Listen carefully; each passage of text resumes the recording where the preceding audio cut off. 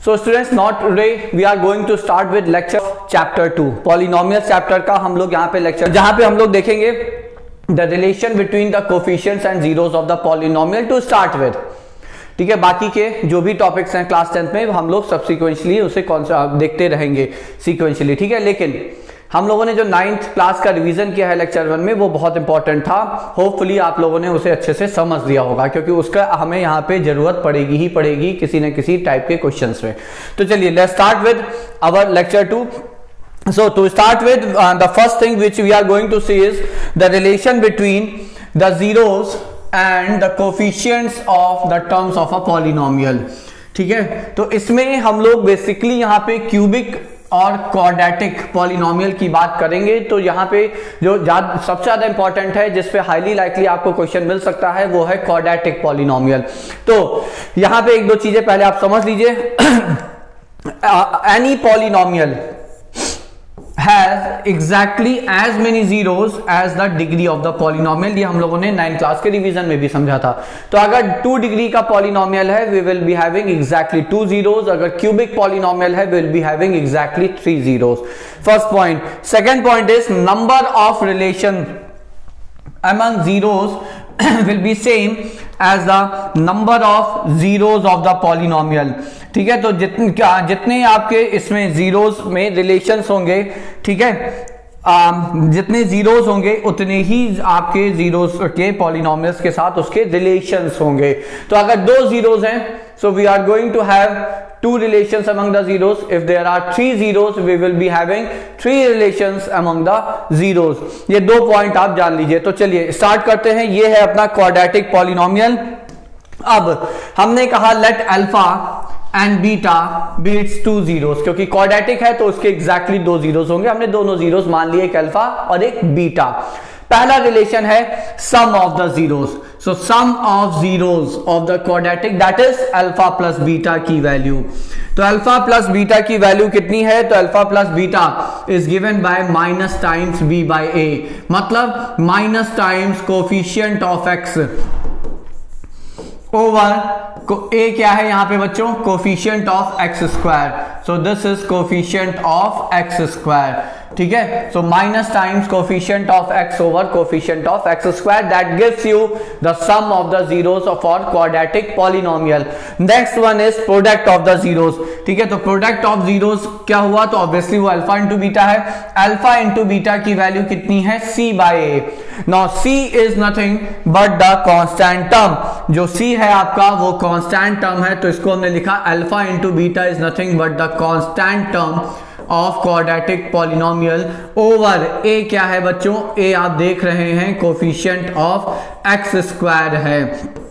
ठीक है, so that's your a, this is coefficient of x which is b and this is your c which is the constant term. ठीक है, तो 2 zeros हैं alpha और beta quadratic के. Hence we will be having 2 relations among the zeros. The first one is sum of zeros and the second one is product of zeros. As simple as that. ठीक है, तो आपको ये relations यहाँ पे याद रखने हैं. sum of zeros कितना है? तो माइनस बी बाई ए है. product of zeros कितना है? तो वो सी बाई ए है. अब इस इंफॉर्मेशन पे आपके लिए इंपॉर्टेंट क्वेश्चंस यहां पे फ्रेम होते हैं. So let us see few examples based on that relations. और मतलब जितने टाइप ऑफ एग्जांपल्स यहां पे हमने कवर करने की कोशिश की है जिससे कि जितना आपके साथ यहां हम शेयर कर सकते हैं information regarding such type of questions. I will try to share everything.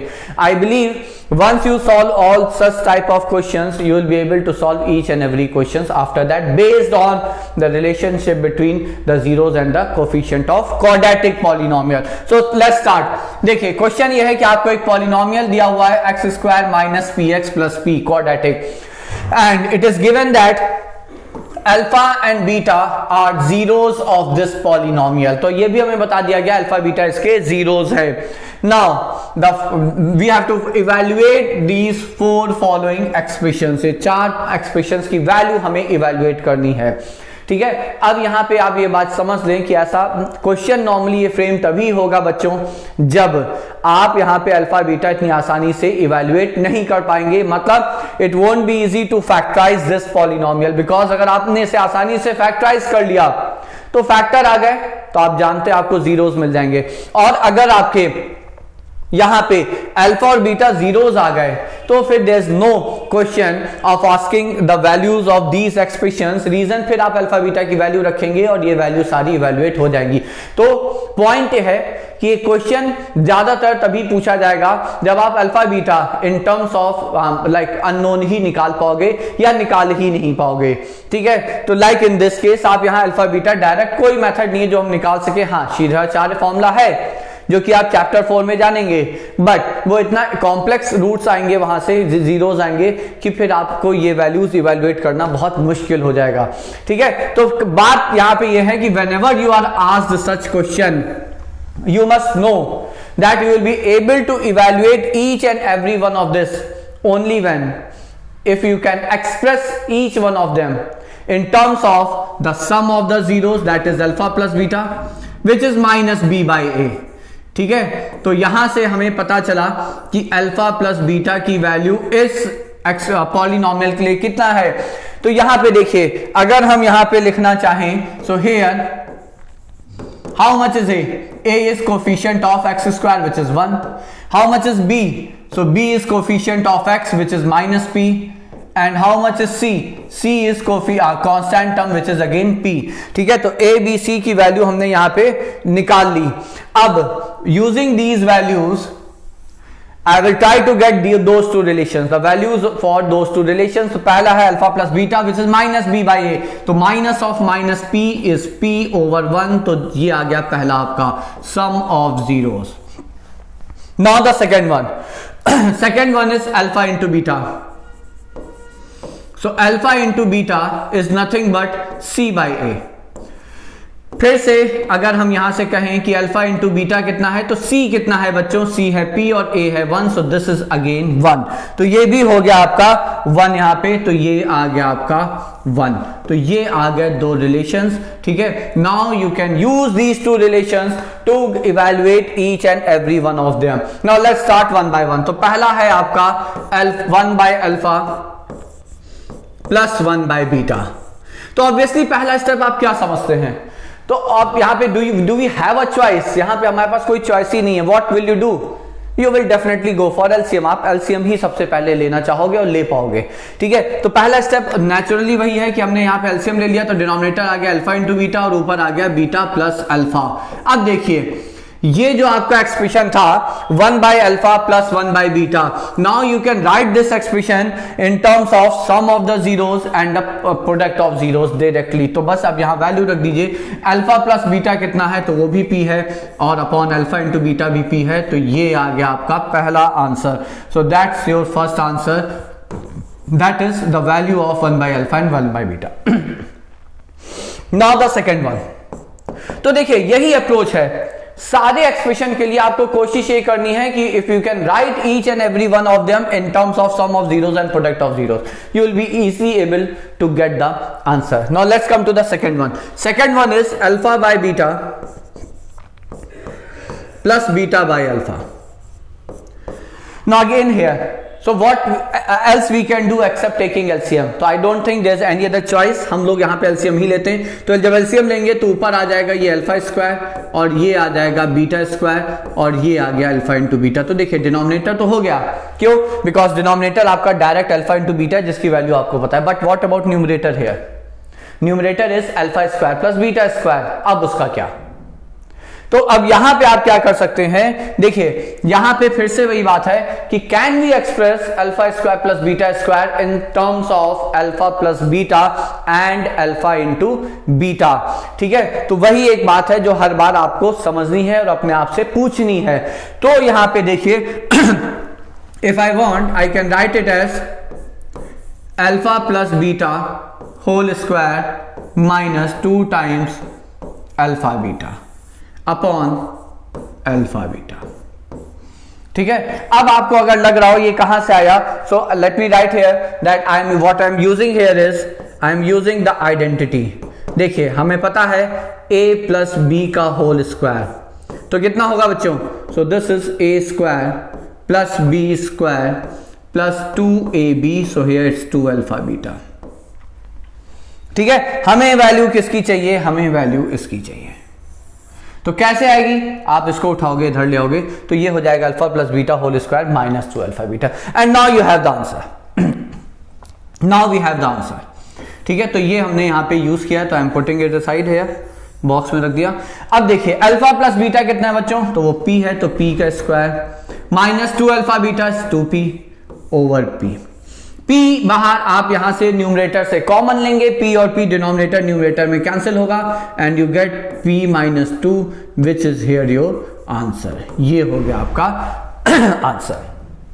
ठीक है, तो ये दो आपके जो एक्सप्रेशन से उनकी वैल्यू आ गई। Now let's come to the third one. तो हर बार एक ही चीज हम लोग यहां पे यूज कर रहे होंगे बच्चों, वो है to express each and every one of your expression in terms of sum of zeros and product of zeros।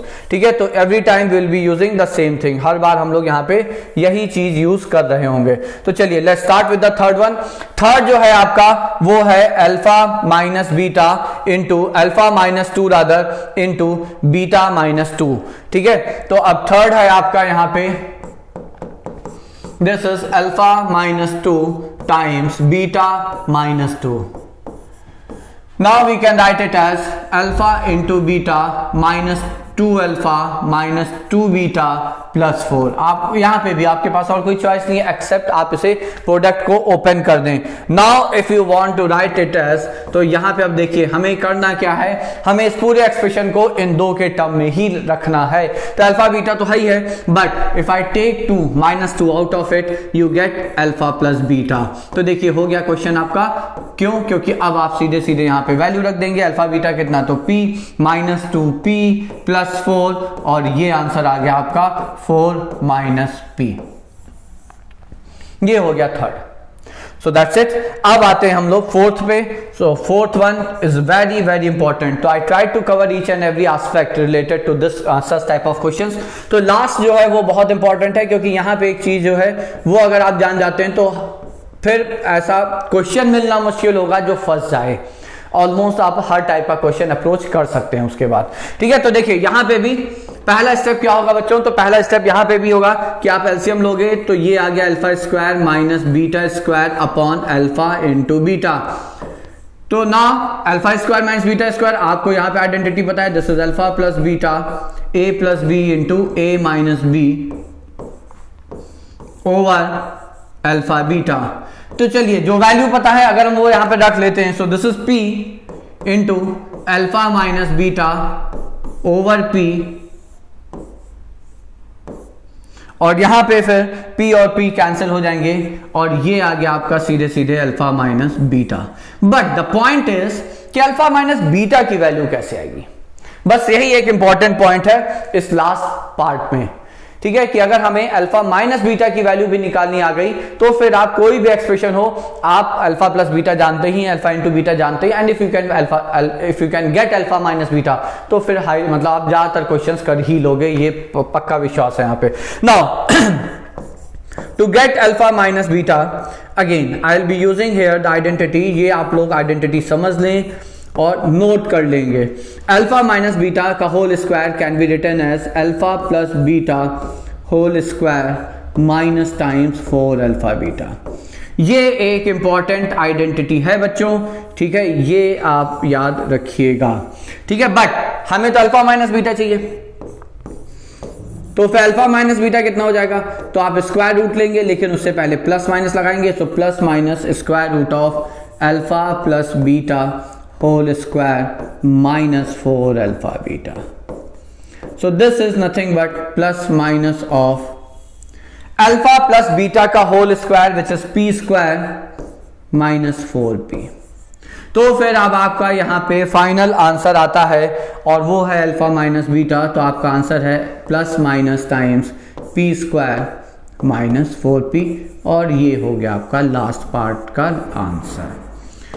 ठीक है, सो this is how you can approach such questions, और ये इस टाइप के क्वेश्चंस आपके लिए बहुत इंपॉर्टेंट है, 10th के बोर्ड एग्जाम्स के व्यू से भी बहुत इंपॉर्टेंट है। हाँ, 11th में जो बच्चे अगर जेई एटसेट्रा की तैयारी करते हैं उनके लिए भी इस टाइप के क्वेश्चंस काफी इंपॉर्टेंट होने वाले हैं अगले साल भी।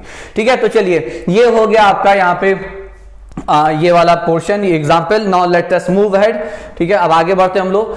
Now the next thing is, ठीक है, कि अगर अब देखिए, अब वो रिवर्स केस है कि अगर आपको क्वाड्रेटिक पॉलिनोमियल के जीरोस पता है, ठीक है, तो how can you right the quadratic. अभी तक क्या था कि अगर हमें क्वाड्रेटिक पॉलिनोमियल पता है तो जीरोस कैसे निकाल सकते हैं या उनका रिलेशंस कैसे लिख सकते हैं।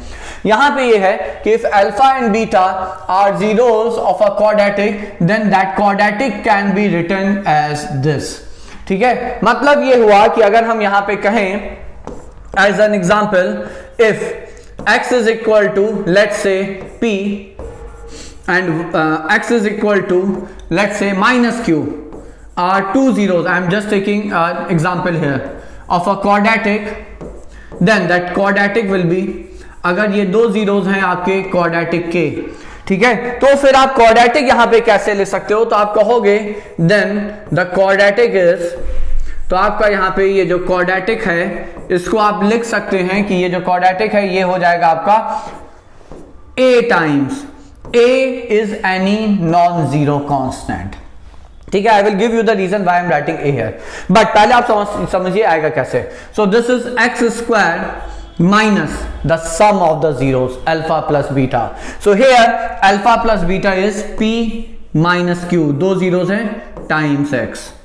फिर क्या है, plus alpha into beta, product of zero, so plus p into Q which is minus P Q, because एक साइन आपका यहाँ पे माइनस क्यू है, और ये आ गया आपका क्वाड्रेटिक पॉलिनोमियल, ठीक है। यहाँ पे a is a non zero constant. Now see try to understand, if you are given a quadratic, तो आपके जो दो जीरोस आएंगे वो फिक्स हैं, उसमें कोई चेंज नहीं होगा।